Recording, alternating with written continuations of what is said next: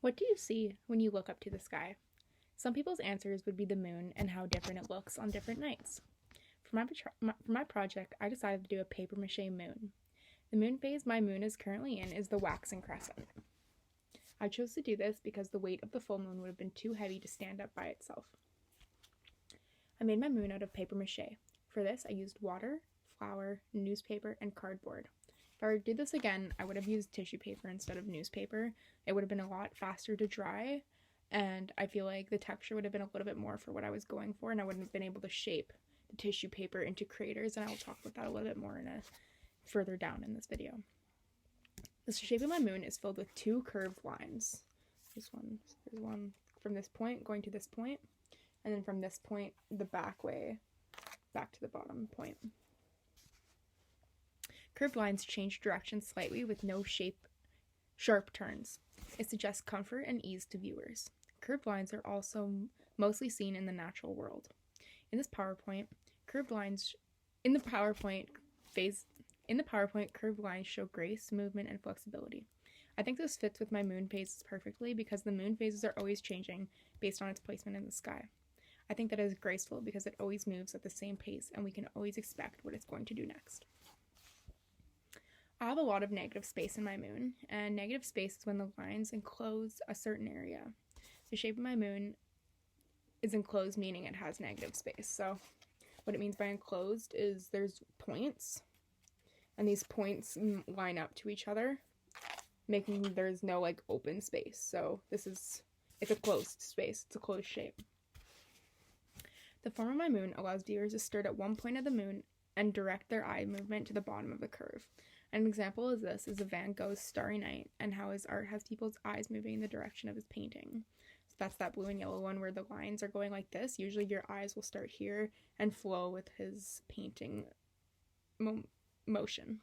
This is important because it adds excitement to my art. So when you're looking at it, your eyes, because I'll probably have it like this, your eyes are going to start there and you're going to go like that rather than going upwards. My moon sculpture has one volume through it. This gives it an idea of 3D dimensions. I believe that this is done through the painting and use of shadows. The way I created the moon, I made sure there was no space left on the inside. The moon is not hollow. The moon's shape gives it a single mass through the lines and colors used. The shapes I use are organic, which is common in nature. I believe, depending on the angle that you're looking or if there's light, there could be depth in the sculpture. The front side may look closer than the back side because of the shadows on the side. So if I were to add light like that and put the moon like that so you can see that there's light coming from this side or up there or even down here, you can tell that there was a shadow right here. So even if this side might be able to see it a little bit better. Yeah, right there. So you can tell that there's a shadow at the top of it. And also, so there's a light right above me, you can tell that there's like the light's hitting there and then there's shadows there and like a shadow there. And I think that just kind of represents the craters of the moon because like the moon isn't perfect when you look up at it. There are different splotches and some of it looks darker than the other. And that's kind of what I was going for. And like I said above, I could have made that with tissue paper by making like little rings and folding it in more. But it was really hard to do that with the newspaper. There's like a crater there, crater there. As discussed above, I use newspaper as my base layer for my paper mache. This caused the moon to have texture and mimic the craters of the moon. So when you look at the moon, it's not going to be soft, it's going to be rough. When you put the moon up to a light source, like I just went over with you guys, the rough texture makes some places look darker than others due to shadows. I really like this because when you look at the moon, it doesn't look smooth and you can tell it's rough. There's not much perspective on my moon as it is only one volume. To paint this moon phase, I used a black and white paint as a mixture to get the shade gray.